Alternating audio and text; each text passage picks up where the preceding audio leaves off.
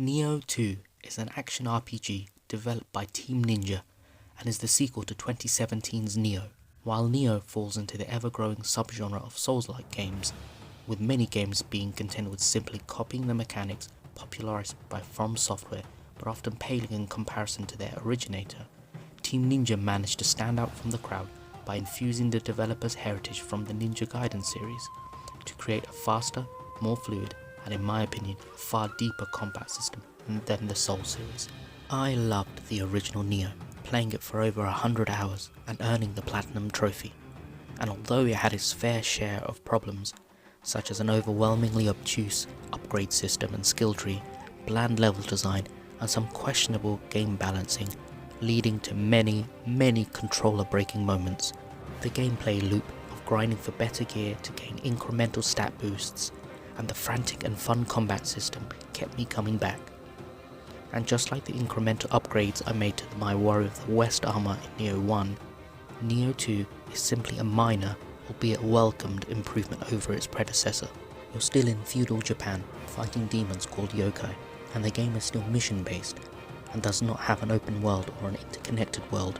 However, the first notable improvement in Nioh 2 is that you can create your own character through a deep character customizer, and your created character is actually more emotive than the bland protagonist of Nioh 1. The story, although nothing special, is easier to follow and thus marginally better than its predecessor. The player character is half yokai, which grants them the ability to turn into a yokai and use yokai moves in-game, which leads to the main hook of Nioh 2, the combat. The low, mid and high stance attack system returns, allowing you to trade speed and stamina, key usage, for damage when you face your foes.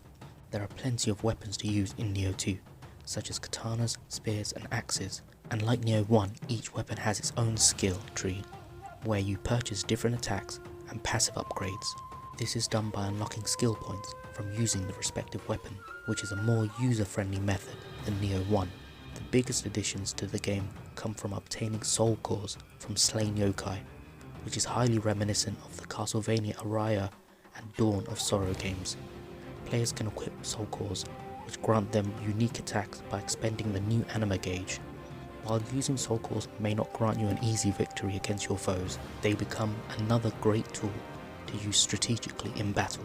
Arguably the best new addition to Nioh 2's combat is the burst counter system, which is a type of counter you perform on enemies when they come at you with a burst attack, signified by a red glowing aura.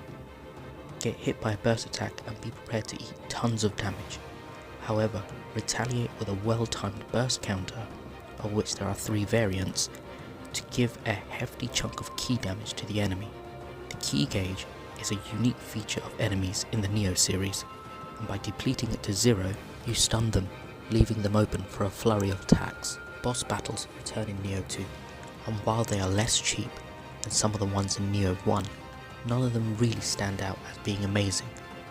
This may be partly due to Team Ninja choosing to have the boss names simply the phonetic spelling of the Japanese boss names in the Western release. While this may seem initially insignificant, giving the boss a rough English translation of the Japanese name not only makes the boss more easier to pronounce, but may add a little bit of context or backstory to the boss itself, making them more memorable. For example, in Bloodborne, one of my favourite games of all time, you have Ludwig the Accursed, which reflects the deformed and pitiful nature of the character.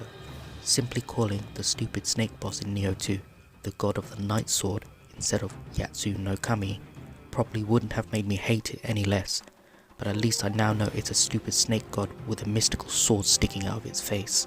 Bosses play a huge part in these games, but Nioh 2 never tries to mix up or stray away from the tried and tested formula of whittling down a boss's life bar to defeat it and end the mission.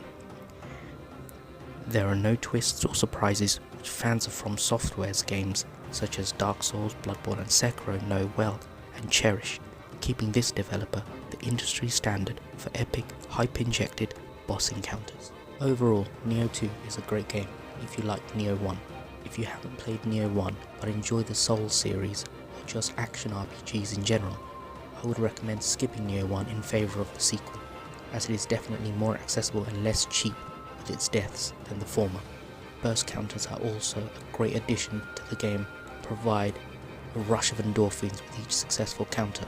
The game still has many flaws, and many will argue this is more Nioh 1.5 than a true sequel, but I really hope this game is successful and Team Ninja goes all out with the visual, the levels, and the enemies in the third entry.